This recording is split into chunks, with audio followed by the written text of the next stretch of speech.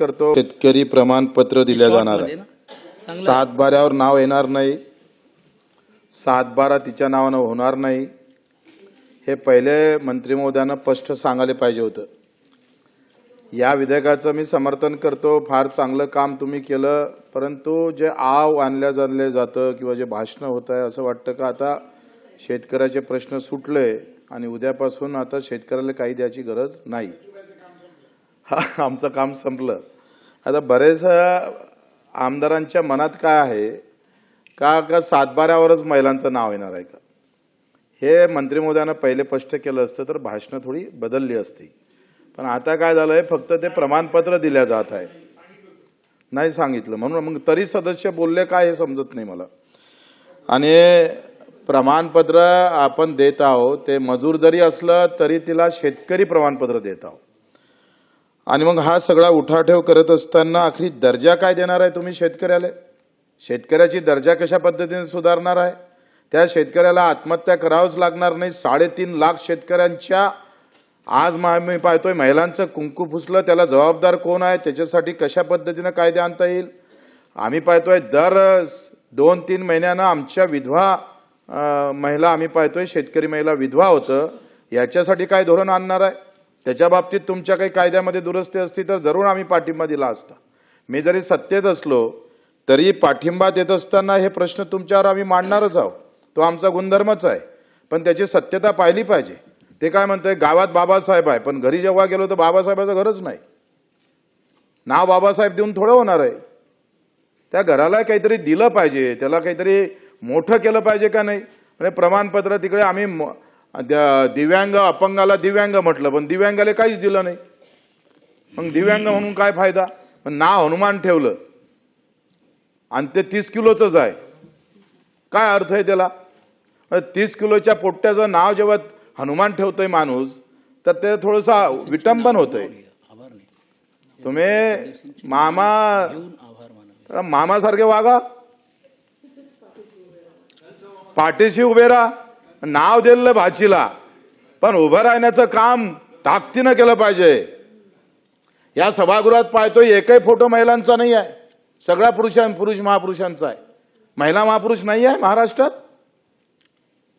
का लावला नाही फोटो? सभापती महोदय उद्या सूचना करा आणि याच्यात किमान 2-3 तरी फोटो आम्ही पाहतोय महिला महापुरुषांचे पण असले पाहिजे. निवड नाव देऊन चालत नाही, सन्मान देता आला पाहिजे. सन्मान देऊन चालत नाही, दर्जा देता आली पाहिजे. शाहू महाराजांनी एका बैठकीमध्ये काही लोकांनी, एक बौद्ध समाजाचा, दलित समाजांचा माणूस जेव्हा चहा आणि पाणी द्यायला जातं तेव्हा काही लोक त्याचं पाणी आणि चहा त्याच्या हातून घेत नाही. आणि शाहू महाराजांच्या ते लक्षात येतं. आणि लक्षात आल्यानंतर दुसऱ्या दिवशी शाहू महाराज त्याला चौकात एक दुकान टाकून देतं.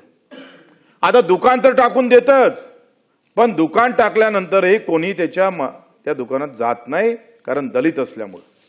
शाहू महाराज इथं थांबत नाही. सरकार कसं असलं पाहिजे, राजा कसा असला पाहिजे, त्याचं उत्तम उदाहरण आम्ही सांगतोय, त्याच्यातून आम्हाला घेता येईल. शाहू महाराज त्या कॅन्टीनमध्ये चहा प्यायले जातात. जेव्हा आमचा राजा जेव्हा त्या कॅन्टीनला चहा प्यायले जातं तेव्हा लोकांच्या मनातला तो भेदभाव चक्र पूर्ण झाले पाहिजे. नाव देणे से काम नाही बदलता है. लोक असं म्हणतात नावात काय ठेवलं? माणसात त्या कामात काहीतरी रग असला पाहिजे. आज तुम्ही सांगा मामा, हे तुम्ही कबूल करणार नाही? शेतीमालाले भाव भेटतं, कबूल केलं पाहिजे. 6,000च्या 7,000ची शिफारस केली सोयाबीनची आणि केंद्र सरकारनं 5,000 जाहीर करतं. 2,000 रुपये कमी भाव दिले. आज दूध उत्पादक शेतकरी मरतोय तुमचा. कोण चांगलं आहे?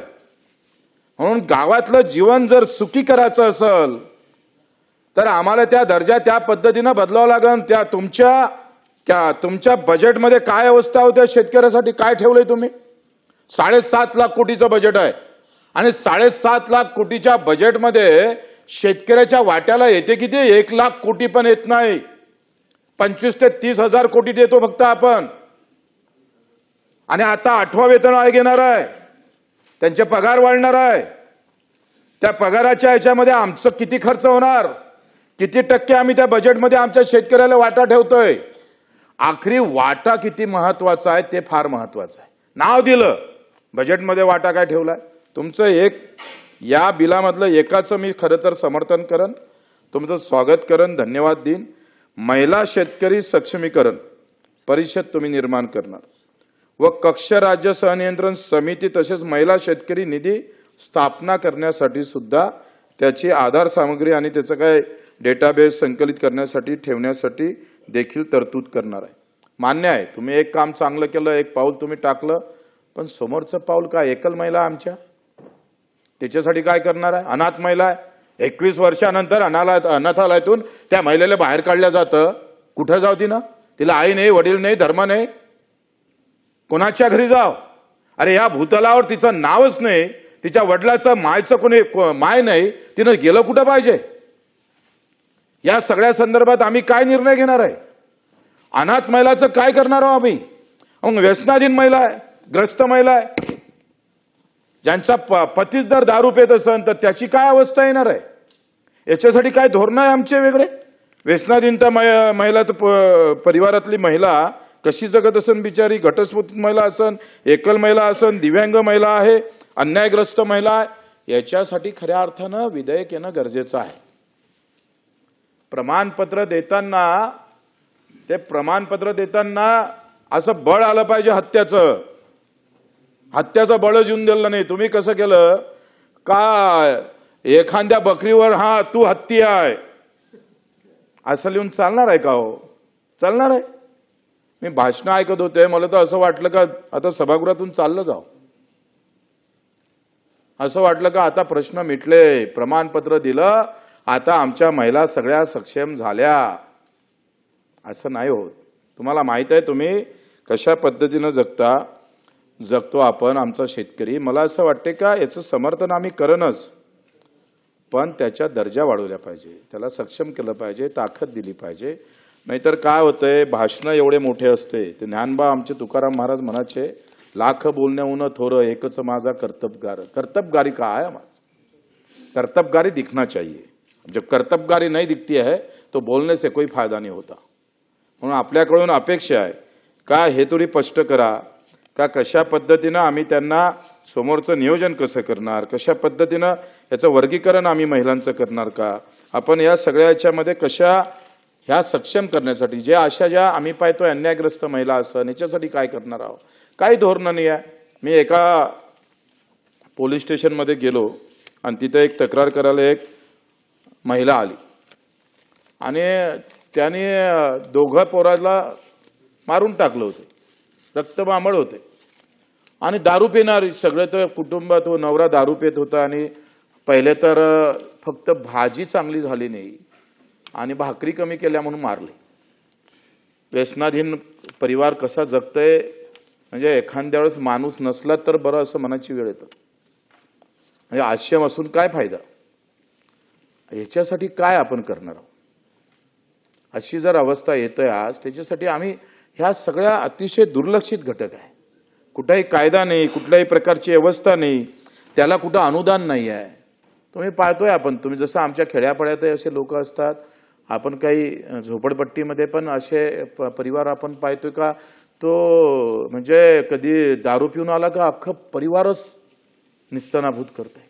सगळ्यात जास्त अडचणीत असन तर व्यसनाधीन मधला जे नवरा आहे त्याचा तो त्या महिला आहेत त्या सगळ्यात जास्त अडचणीत आहे, भयानक अडचणीत आहे. त्यासाठी सुद्धा काही ना काही करणं गरजेचं आहे. मामा तुम्ही एक पाऊल टाकलं त्याबद्दल धन्यवाद, पण एक निश्चित करा, कारण की गावात गेल्यानंतर पुन्हा घोळ लागेल का सातबाऱ्यावर नाव येतं म्हणून.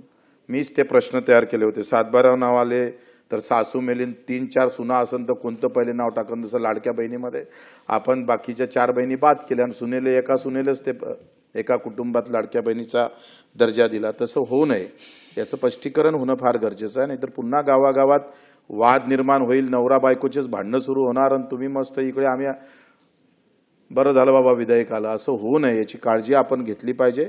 तसं स्पष्टीकरण आपण दिलं पाहिजे.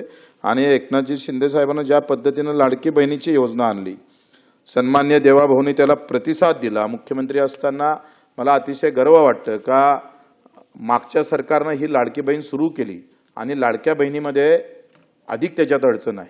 आता लाडक्या बहिणी सगळ्यासारख्या आहे का? नाही आहे. मग त्याच्यात अनाथ लाडक्या बहिणीला वेगळा पगार नाही दिला पाहिजे का? एकल लाडक्या बहिणी आहे त्याच्यासाठी वेगळ्या पगाराची व्यवस्था केली पाहिजे. ते सुद्धा सुधारणा भविष्यात आपल्याला करावं लागेल अशी विनंती करतो आणि आपण बोलू दिलं त्याबद्दल धन्यवाद.